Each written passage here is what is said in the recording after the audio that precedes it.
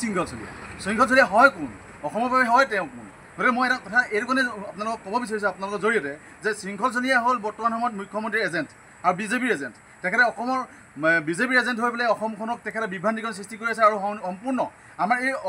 অসমৰ যিটো সাম্প্ৰতিক আমাৰ যিটো পৰিস্থিতি এই পৰিস্থিতি তেখেতে সৃষ্টি কৰা মূল নায়ক আৰু মই তেখেতক ইয়াৰ পৰা এটা ৱাৰ্ণিং দিব বিচাৰিছোঁ যে অসমৰ বিভিন্ন ধৰণৰ বিভিন্ন জাতি জনগোষ্ঠীয়ে গঠিত এই অসমখনক তেখেতে বিভ্ৰান্তিকৰ সৃষ্টি কৰিবলৈ পৰিস্থিতি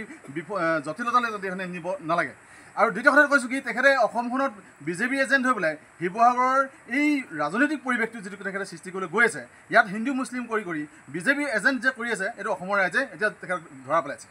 এতিয়া কথাটো হ'ল কি বৰ্তমান সময়খনত প্ৰত্যেকটো কথাতে তেখেতে শৃংখল চলিয়াই এই হেংদাংলুৰৰ কথা কয় আহোমৰ কথা কয় তেখেতে এটা একেবাৰে বিজতৰীয়া আহোম তেখেতে আহোমৰ নামত তেখেতে কলংক তেখেতে আহোম নহয় তেখেতে অসমৰ এটা চলিহা উপাধিৰ এজন ব্যক্তি যিটো আমাৰ অসমৰ বাহিৰত এটা কথাটো হ'ল কি তেখেতে এই আহোমৰ তেজখন দেখুৱাই আহোমৰ গোটেই জাতিটোক বন্ধকত থৈ তেখেতে গোটেই অসম শিৱসাগৰৰ ৰাজনীতি কৰিছে তেখেতে এই শিৱসাগৰৰ পৰা তেখেতে আমাৰ বিভিন্ন ধৰণৰ বীৰ লাচিত বৰফুকনৰ নামত তেখেতে বিভিন্ন ধৰণৰ টকা ঘটাৰ এটা আহিলা হিচাপে তেখেতে সংগঠনটো তেখেতে ব্যৱহাৰ কৰি আছে তাৰ উদাহৰণ হিচাপে আপোনালোকক মই দুটা উদাহৰণ দিব বিচাৰোঁ প্ৰথম কথাটো হ'ল কি তেখেতে যোৱা বছৰৰ ইটাভাটাৰ পৰা মিয়াখেদা এটা আন্দোলন কৰিছিলে মিয়া খান্দিম বুলি তেখেতে যদিও প্ৰতিশ্ৰুতি দি পেলাই অসমৰ আকাশ বঁটা কপাইছিলে সেই সময়ত তেখেতে আমি দেখা পাইছিলোঁ যে অসমৰ বিভিন্ন এই ইটাভাটাত থকা মিয়া শ্ৰমিকসকলক খেদিম বুলি কোৱাৰ পিছত কিহৰ অংকৰ ভিত্তিত তেখেতে আকৌ পিছত সেই মিয়াসকলে সেই ইটাভাটাসমূহত কাম কৰিবলৈ সক্ষম হ'ল এতিয়া কথাটো হ'ল কি আমি নজনাকৈ থকা নাই তেখেতে কিমান বৃহত্তৰ এটা অংক কৰিবলৈ তেখেতে সেই তাৰ বিনিময়ত সেই মিয়াবিলাকক থাকিবলৈ দিছিল এতিয়া কথা হ'ল কি অসমখন তেখেতে ঠিকা লৈ উঠিছে নেকি অসমখনত তেখেতে ঠিকা ল'বৰ কাৰণে বিজেপি চৰকাৰৰ তেখেতে কিবা বনাই লৈছে নেকি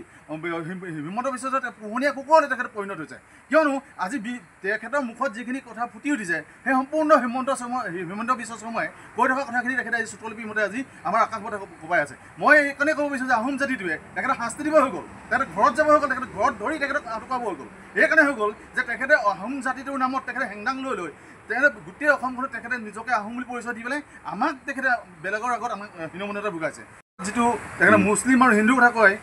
আমি হিন্দু আৰু মুছলিমৰ পক্ষত নাই আমি আছোঁ সম্পূৰ্ণ অসমীয়া জাতিৰ পক্ষত আৰু এই অসমীয়া জাতিটোৰ পক্ষত থাকোঁতে যদি কোনোবা এজন ব্যক্তি আহোমৰ নাম লৈ পেলাই যদি তাত বিভ্ৰান্তিকৰ সৃষ্টি কৰে তেখেতক কিন্তু উল্টাই আমি হেংদাঙে তাকে দুচেও কৰিবলৈ আমি বাধ্য হ'ম কিয়নো হেংদাঙৰ কোবটো তেখেতে বুজি পোৱা নাই এতিয়ালৈকে হেংদাং ওলোৱাৰ পিছত সেই হেংদাঙে কিন্তু তেখেতৰ তেজ ল'বলৈ কিন্তু বাধ্য হৈ যাব এইকাৰণে হ'ব যে অসমক আমি আহোম জাতি এতিয়া সূৰ্য বীৰ্যত বীৰত্ব থকা এটা জাতি যিটো 600 বছৰৰ ৰাজত্ব কৰিছিলোঁ তেনেকুৱা জাতিয়ে আজি অসমখনত থাকি পেলাই একদম অসমৰ মূল স্তম্ভ শিৱসাগৰখনত তেখেতে দবদবাই আছে আহোমৰ নামত এটা সম্পূৰ্ণ এটা বিভ্ৰান্তিকৰ সৃষ্টি কৰিছে আৰু একেদক অনাহোম এজন ব্যক্তি অসমৰ নাম লৈ থকাৰ কাৰণে আহোম জাতিটো সম্পূৰ্ণভাৱে শাস্তি বিহাৰটো কিন্তু আমাৰ অধিকাৰ আছে বুলি ভাবোঁ আৰু এই যে যিটো আপোনাৰ মিয়া খেদা আন্দোলন ক'ব মুছলিমৰ আন্দোলন কৰিব বুলি ক'ব তেওঁ ঠিকা দি থোৱা নাই যদি তেখেতৰ ইমান সাহস আছে তেতিয়া তেখেতে তাত থকা মুছলিম কোনোবাই ঘৰত গ'লে তেখেতে কওকগৈ যে মই আহোম বুলি তেখেতক তাত কচু কটা দিব সেই মুছলিমে আৰু মই সেই মুছলিমৰ পক্ষত আছোঁ কিয়নো সেই মুছলিম তেখেতে চলিহা বংশৰ আগত অহা মুছলিম এইবিলাক থলুৱা মুছলিম হয় এইবিলাক মুছলিমৰ ইতিহাস তেখেতে জানিব লাগিব পঢ়িব লাগিব ইতিহাস অধ্যয়ন কৰিব লাগিব হ'লে অধ্যয়ন কৰাৰ পিছত এজন ব্যক্তিয়ে সেই তাৰ ওপৰত এটা বক্তব্য ৰখাটো ভাল কিন্তু এনেকুৱা এজন ব্যক্তি যিজন ব্যক্তিয়ে মুখ্যমন্ত্ৰীৰ মুখৰ কথাখিনি তেখেতে ইয়াত কৈ আছে আৰু বিজেপিৰ যি চক্ৰান্ত শিৱসাগৰ সমষ্টিটো দখল কৰাৰ এই দখল কৰাৰ চক্ৰান্তটোত কৰিবলৈ আমাৰ তেখেতে যাতে ভাল হিচাপে ব্যৱহাৰ নকৰে তাক নাম সকীয়াই দিলে শৃংখল চলিহাই কৈ আছে হুছেইন আলী নামে সেইবিলাক বাংলাদেশী শৃংখল চলিহাই যি ধৰণৰ কথা কৈছে মিয়া কিবা কিবি আচলতে তেওঁ ককাক বিমলা প্ৰসাদ চলিহাই মিয়া যদি আনিছিলে তেওঁৱে পোষকতা কৰি তেওঁৱে আনিছে তেওঁ আমাৰ উজনি অসমৰ পৰা তেওঁ কিন্তু নিৰ্বাচন জিকি যোৱা নাছিলে শৃংখল চলিহা ককাকে কিন্তু উজনি অসমৰ পৰা মানে নিৰ্বাচন জিকি যোৱা নাছিলে তেওঁ বদৰপুৰৰ পৰাইহে ইলেকশ্যন জিকি পিনি আপোনাৰ মুখ্যমন্ত্ৰী হৈছিলে গতিকে সেইজনৰ নাতিনীয়েকে দম্ভ মাৰি মিয়া খেদাৰ নামত হেংদাং লোৱাৰ তেওঁৰ অধিকাৰ নাই আমি লাচিতেনে দীৰ্ঘদিন ধৰি পেলাই অসমৰ বিভিন্ন অঞ্চলত থকা চৰ অঞ্চলত থকা বা আমাৰ মাজত থকা যিখিনি আমাৰ বংগীয় মুছলমান বুলি কয় বা আমাৰ থলুৱা মুছলমান বুলি কয় তেওঁলোকৰ মাজত যিখিনি এতিয়া আজি বৰ্তমান সময়ত চৰকাৰে বেদখল উচ্ছেদ কাৰ্যসূচী চলাই আছে এই বেদখল উচ্ছেদটো আমি সম্পূৰ্ণৰূপে সমৰ্থন জনাওঁ যে কিয়নো চৰকাৰী মাটিত বসবাস কৰিছে তেওঁলোকৰ অসমৰ অৰ্থনীতিত ইয়াৰ প্ৰভাৱ পৰিছে বা ইয়াৰ জনগাঁথনিত প্ৰভাৱ পৰিছে বুলি আমি ভাবোঁ গতিকে আমি এই ক্ষেত্ৰত আমি চৰকাৰক সমৰ্থন জনাওঁ যে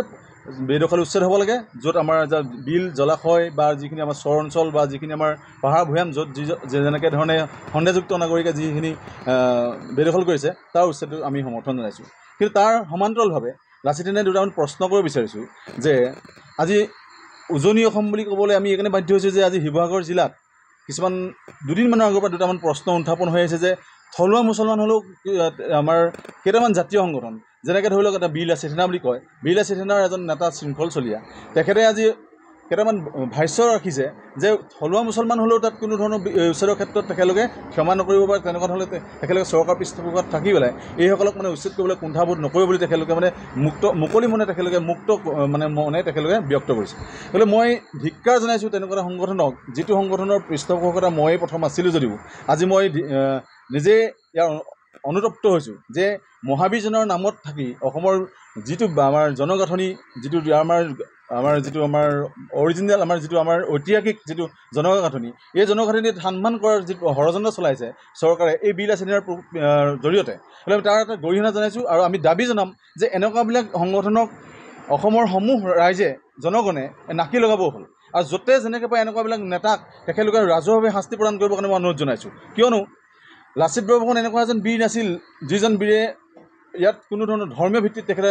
যুঁজ কৰা নাছিল। তেখেতলোকে যুদ্ধ কৰিছিলে অসমৰ বাহিৰৰ এটা বহিৰাগত এটা শক্তিৰ বিৰুদ্ধে, আৰু তেখেতলোকে সেই শক্তিৰ বিৰুদ্ধে যুদ্ধ কৰি অসমখনক উদ্ধাৰ কৰিছিল। আৰু এই উদ্ধাৰ কৰাৰ ক্ষেত্ৰত এই মুছলমানসকলৰ এটা বিশেষভাৱে এটা ভূমিকা আছিল। আমি আজি নদী ক'ব পাৰোঁ যে বাঘ হাজৰিকাৰ নাম লয়, আজি বাঘ হাজৰিকাৰ নাম লোৱাৰ পিছত আজি আমাৰ শিৱসাগৰত আমাৰ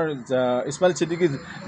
উৎপত্তি হৈছিলে, তেখেতক য'ত আমাৰ দিল্লীৰ পৰা পঠিওৱাৰ পিছত তেখেতে আমাৰ শিৱসাগৰত যেনেধৰণে এটা উৎপত্তি হৈছিলে, বাঘ হাজৰিকালৈ তেখেতে ইছমাইল ছিদ্দিকীৰ পৰা যেতিয়া বাঘ হাজৰিকা হৈছিল, সেই জেগা আজিও তাত মানে ইতিহাস প্ৰসিদ্ধ বুলি আমি জানো। বোলে এনেকুৱা এটা ইতিহাস থকা এটা জাতিক বা ধৰ্মীয় হওক বা যেনেকুৱা ধৰণৰ সাম্প্ৰদায়িক ভিত্তিতে হওক কিয়, তেওঁলোকৰ ওপৰত তেখেতলোকে এটা মন্তব্য কৰি আমাৰ শিৱসাগৰত থকা আমাৰ জনগাঁথনিক তেখেতলোকে এটা আঘাত সানিছে। আৰু আমাৰ যিটো সাতামপুৰুষীয়া এটা মানে জনগাঁথনি মানে বান্ধোন, এই বান্ধোন তেখেতলোকে কুঠাৰাঘাত কৰি পেলাই আমাৰ অসমখনক অস্থিৰ কৰা এটাই ষড়যন্ত্ৰ কৰিছে বুলি মই ভাবোঁ।